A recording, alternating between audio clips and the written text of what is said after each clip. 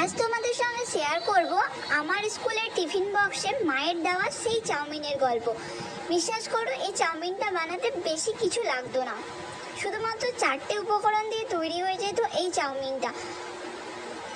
মা তো মাঝে মাঝে বাদামও দিত না, তাও খেতে দুর্দান্ত লাগতো। আসলে মায়ের ভালোবাসা ছিল যে পেঁয়াজগুলো কিউব আকারে কেটে নাও, মানে এভাবে তোমরা কিউব আকারে কেটে নাও, চাইলে সরুও কাটতে পারো। আমার কাছে সময় কম আছে তাই আমি কিউব আকারে কেটে নিলাম।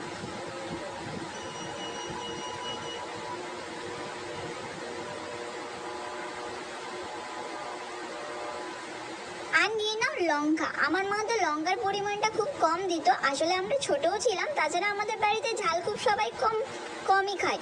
এখন আমি ঝাল খাওয়া শিখে গেছি। আর নিয়ে নাও বাদাম। বাদাম আসলে আমার খুব ভালো লাগে, তাই বাদামের পরিমাণটা আমি একটু বেশিই রেখেছি।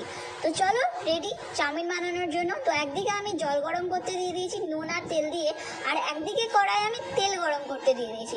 তো চাউমিনটা আমি সেদ্ধর জন্য দিয়ে দিলাম। বেশি আমি সেদ্ধ করব না, কারণ আমি সবসময় ভুলই সেদ্ধ করি, মানে ভাবি সেদ্ধ কম করব কিন্তু সেদ্ধ হয়ে যায়।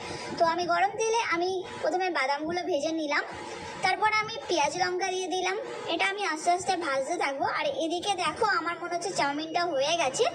তো চাউমিনটাকে আমি ওভাবে রেখে দিয়েছি। এভাবে আমি নুন দিয়ে দেবো,